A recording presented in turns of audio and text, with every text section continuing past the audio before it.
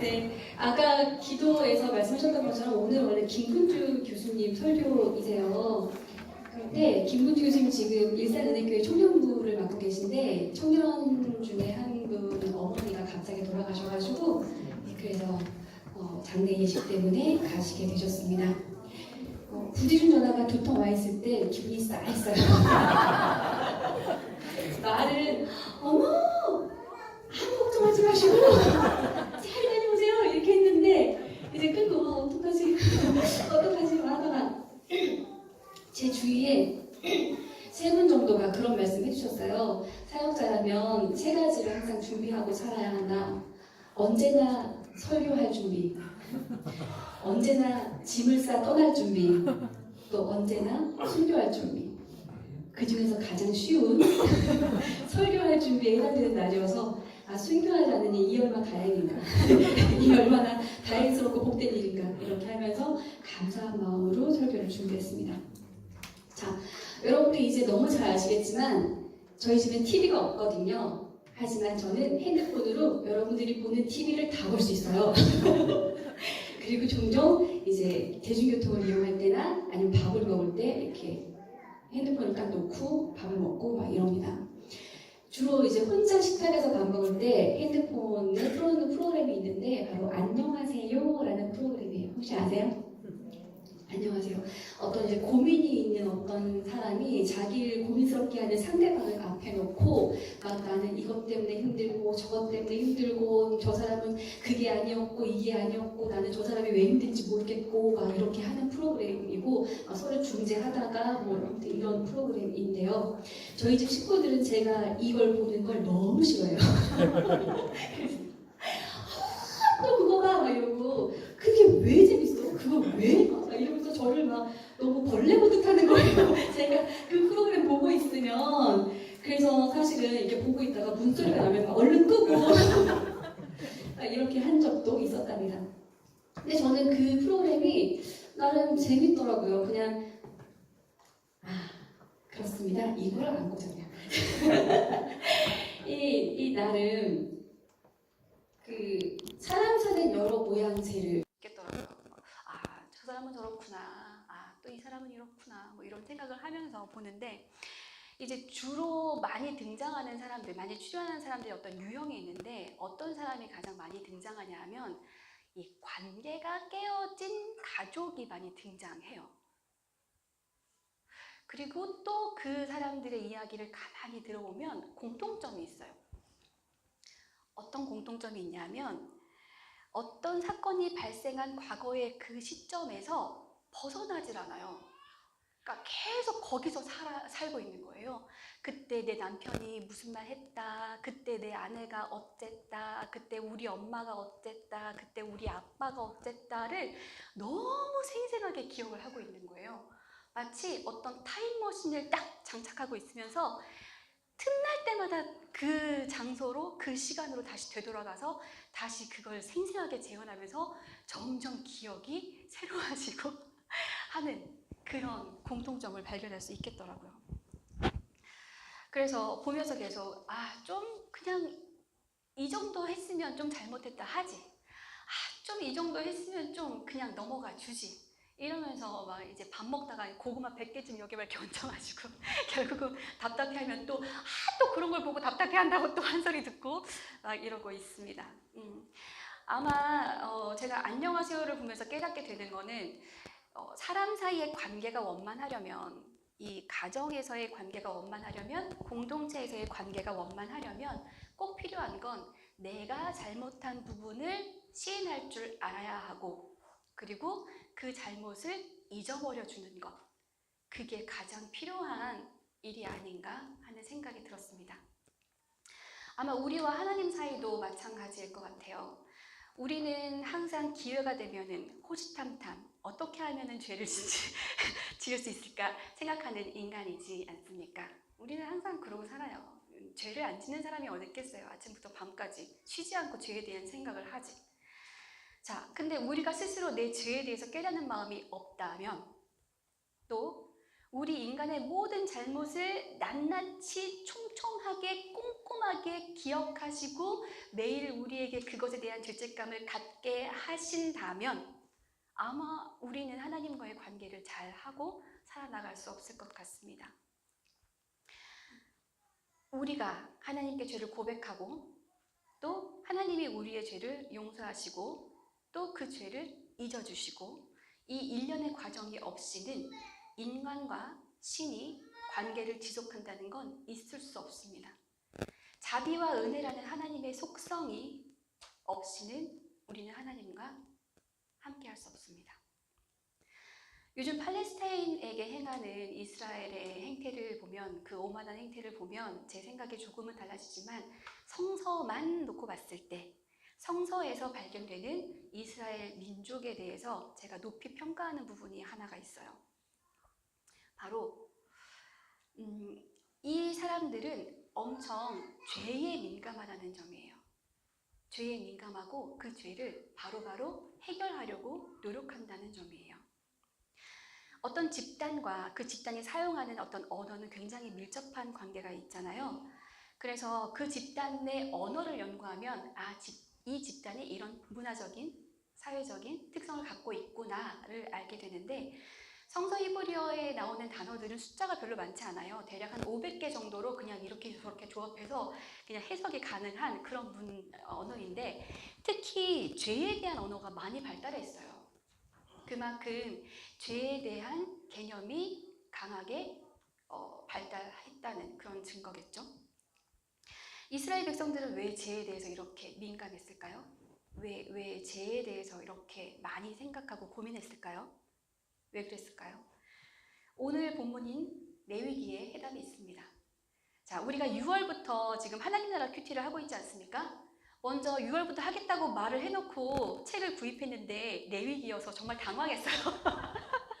레위기가 원래 내 위기거든요. 이렇게 잘 해나가다가 레위기에서 원래 딱 막히는데 큐티를 레위기부터 시작한다고 하니까 제가 7월부터 할 걸 그랬나 막 이런 생각이 잠깐 들기도 했습니다. 바로 그 레위기에 답이 있어요. 그러니까 레위기를 촘촘하게 거기서부터 들여다보면 사실 이게 되게 지루한데 레위기는 이렇게 큰 틀에서 봐야 되는 거거든요. 좀 멀리서 봐야 돼요. 그래서 레위기의 주제를 한 단어로 말한다면 뭐가 될 수 있을까요? 레위기의 주제, 바로 거룩함이 될 수 있겠습니다. 그럼 레위기의 주제를 한 문장으로 말한다면 뭐가 될 수 있을까요? 내가 거룩하니 너희도 거룩해라. 이거거든요. 그러니까 거룩하시고 완전하신 하나님이 애굽에서 종살이 하던 이스라엘 백성을 구원해 내시고 하나님의 거룩한 백성으로 구별하여서 삼아주셨다. 이것부터 구약이 시작되는 거거든요. 그래서 하나님의 거룩한 백성의 이들의 정체성이 있었으니 거룩한 삶을 살아가야 하는 이들에게 죄는 반드시 해결해야 되는 그런 문제였죠. 이스라엘 백성들은 이 죄의 문제를 제사를 통해서 해결했습니다. 죄를 해결하는 제사는 크게 두 가지예요. 속건제, 속죄제. 속건제는 뭐냐면 이웃 간의 이 손해배상 같은 거예요. 그래서 누가 내 짐승을 뭐 다치게 했고 빌려갔다가 죽였고 누가 내 종을 어떻게 뭐 팔을 부러뜨렸고 그리고 내 물건을 누가 상하게 했고 뭐 이런 것들. 그러니까 나의 소유물에 대한 어떤 누가 그것을 좀 해쳤을 때 그것에 대한 죄를 해결하는 게 속건제고 속죄제는 도덕적인 규율을 어겼을 때 드리는 제사인 거예요. 그러니까 일상에서 사람들이 살아가다가 그러니까 일부러 지으면은 그건 제사로 해결이 안 되는 거예요. 일부러 짓는 것 자체가 안 되고 실수로 내가 모르고 하나님의 규율을 어겼다라고 할 때 이제 속죄제를 드리는 거예요. 그래서 자기 집에서 기르던 가축 중에서 한 마리를 잡아다가 성전으로 데리고 와서 그 짐승에게 손을 얹어서 자기의 죄를 전가시키고 그 짐승을 죽여서 그 피로 자기의 죄를 대신하는 거예요. 그러니까 들에서 사냥을 해서 잡아오거나 돈을 주고 사거나 이렇게 나랑 상관없는 애를 내 목숨 대신해서 내놓는 게 아니라 내 집에서 내가 밥을 주면서 기르던 그 아이를 데리고 와서 나와 상관 있는 그 짐승을 나의 목숨을 대신해서 드리는 거였어요. 그러니까 죄를 지어서 이렇게 내 동물을 가져가서 죽인 것, 이런 어떤 제사 과정을 경험한 사람이 앞으로 죄를 짓기가 쉬웠을까요? 엄청 어렵겠죠. 이런 상상하기 쉽지만 여러분의 반려견, 네, 아니에요. 네, 이렇게 잘못이 있을 때마다 매번 속죄제를 드리지만 1년에 한 번 또 특별한 속죄제가 있었어요. 아주 특별한 속죄제. 대속죄일이라고 하는 게 그건데, 그래도 혹시라도 또 모르고 지나쳤을 수도 있는 그 죄, 공동체 모두에게 남아있는 그 죄를 위해서 1년에 한 번씩 다 같이 모여서 속죄 제사를 지냈습니다. 이 대속죄일의 제사는 여러모로 일반적인 속죄제와는 다르게 진행이 됐습니다. 이날은 모든 사람들이 아무 일도 하면 안 되는 날이었어요. 그러니까 안식일 중에 안식일, 그리고 금식을 해야 되는 날. 모든 사람들이 아무 일도 하지 않고 금식하며 다 함께 모여서 죄를 고백하는 날이었어요. 그리고 대제사장은 원래 좀 화려한 옷 입거든요. 폼나는 옷. 그런데 이날만큼은 그 옷을 벗고 소박한 세마포 옷을 입었어요. 왜냐하면 이 대제사장도 공동체의 일원으로 죄를 해결해야 되기 때문에.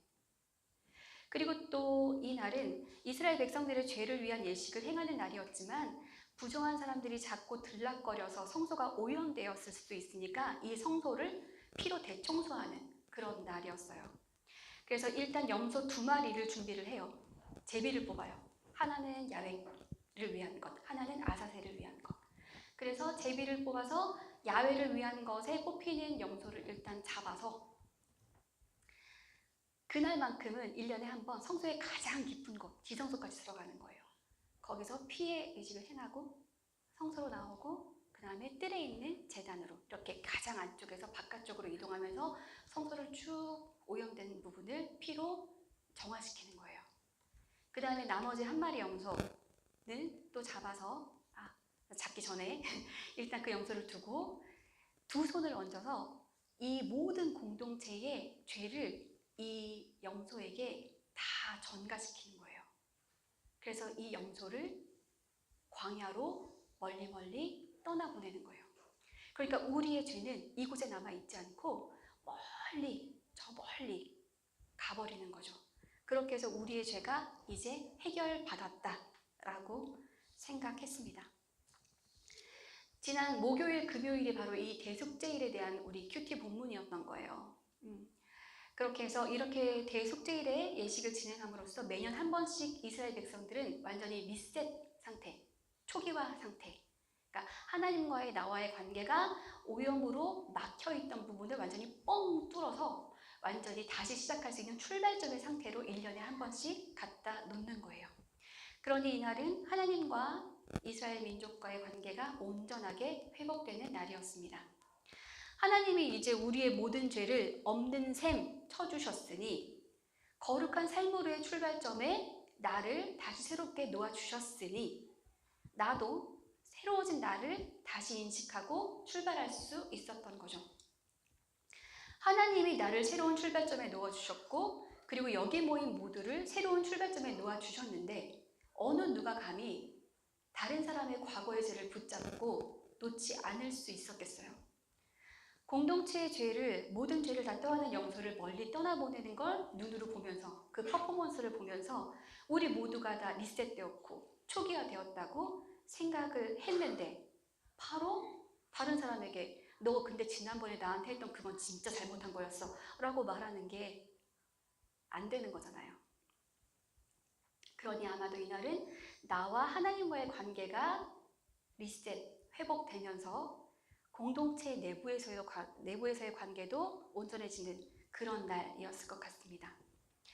교회 공동체가 건강하고 바르게 서가기 위해서는 이 레위기의 대속죄일처럼 우리가 하나님과의 관계에서 죄를 고백하고 용서받는 것도 중요하고 또 공동체가 서로의 잘못을 고백하고 그 잘못을 기억하지 않고 잊어주는 것도 반드시 필요할 것 같습니다. 오늘날에도 유대인들은 대속죄일, 욤 키푸르라고 하는데 이것을 지내요. 가장 큰 명절이에요. 키푸르가 원래 이제 덥다라는 말에서 유래를 하거든요. 그냥 덮는 거예요. 덮어버리는 거예요. 뭐 누가 잘못되고 사실은 이게 이렇고 막 이렇게 따지는 게 아니라 그냥 덮는 거예요. 마침 이 시기가 또 새해랑 맞물려 있어서 이제 다 덮고 이제 새로 한 해를 시작하고 이런 개념으로 아직까지도 유대인의 가장 큰 명절입니다. 그렇다면 우리 그리스도인에게 이 대속죄일은 어떤 날이 될 수 있을까요? 아마도 교리상으로 보자면 예수님이 순환당하시던 그날로 생각될 수 있겠지만 정서적인 측면에서 보자면 바로 오늘 성령 강림 주일과 가깝지 않을까라는 생각을 해봤습니다. 어찌 보면은 예수님의 순환일로부터 오늘 성령 강림 주일까지의 이 50일이 조금 넘는 기간, 이 기간이 우리가 매년 하나님 앞에서 새로워지는 그런 기간으로 삼아볼 수 있지 않을까라는 생각을 했습니다. 예수님이 우리의 모든 죄를 떠안고 십자가에 못 박히셨고 사흘 만에 부활하셔서 40일 동안 우리 곁에서 우리를 성장시키시고 하늘에 오르셨어요. 그리고 이제 우리 각자 마음에 우리 공동체 안에 성령을 가득 부어주셔서 우리가 새로운 하나님 나라의 백성으로 살아갈 수 있도록 해주셨어요. 그러니 성령 강림 주일인 오늘이 우리가 새롭게 다시 리셋되고 초기화돼서 시작할 수 있는 참 좋은 시기가 아닐까라는 생각이 듭니다. 오순절에 마가의 다락방에 지금 사람들이 모여 있습니다. 예수님께서 하늘로 승천하시기 전에 제자들을 모아놓고 너희는 예루살렘을 떠나지 말고 내게서 들은 아버지의 약속을 기다려라. 너희는 여러 날이 되지 않아서 성령으로 세례를 받을 것이다 라고 말씀하셨기 때문이에요.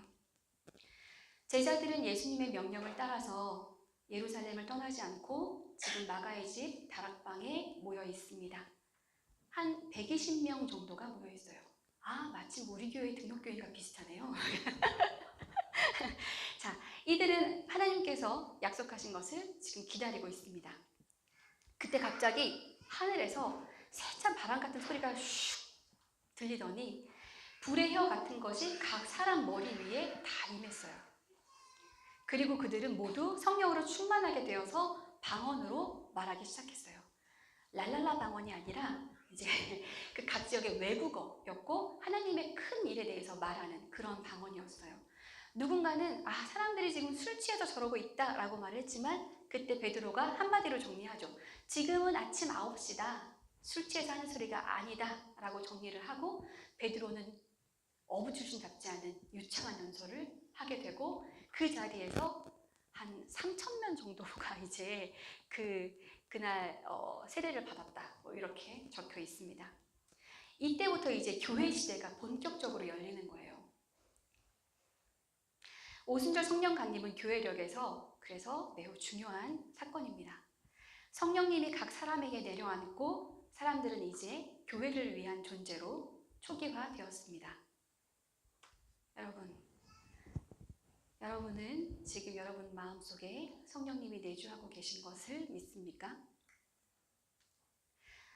여러분은 그 내주하시는 성령님의 세밀한 음성을 듣고 살아가고 있습니까? 성령님과 동행하면서 교회를 더욱 교회답게 만들고 있습니까?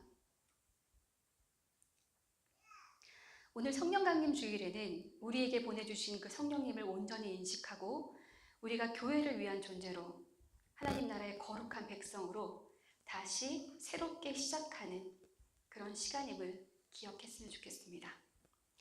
우리 모두에게 허락하신 성령님을 인정하면서 나와 다른 이에게도 계신 성령님을 인정하고 그래서 우리가 더욱 서로를 용납하고 포용하고 교회가 교회답게 될 수 있기를 소망합니다. 우리는 거룩하고 완전한 존재가 아니고 성령님이 내주하시기에 합당한 몸이라고 할 수 없습니다. 다만 하나님이 우리를 먼저 구별해 주셨고 새로운 삶으로 초대해 주신 것에 감사하면서 그에 합당한 삶을 살도록 노력하는 것뿐입니다. 우리는 거룩하지도 않고 완전하지도 않지만 거룩하고 완전하신 하나님을 닮아가야 하는 사람들입니다. 그 길의 여정에 이미 들어선 사람들입니다. 오늘을 대속죄일 삼아서 성령 강림의 날로 삼아서 오늘부터 우리를 새롭게 리셋하고 새로운 삶의 여정을 새롭게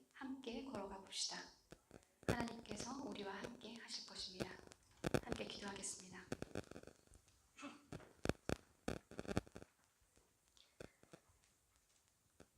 사랑의 주님, 감사합니다. 당신이 사랑과 자비의 은혜의 주님이셔서 정말 감사합니다. 흠이 많고 부족한 우리를 주님의 거룩한 백성으로 삼아주셔서 주님과 함께 길을 걷게 하시니 또한 감사합니다. 우리의 오만함으로 우리 자신의 부족함을 돌아보지 못하고 다른 사람의 부족함이 더 많이 보였던 것을 이 시간 고백하고 회개합니다.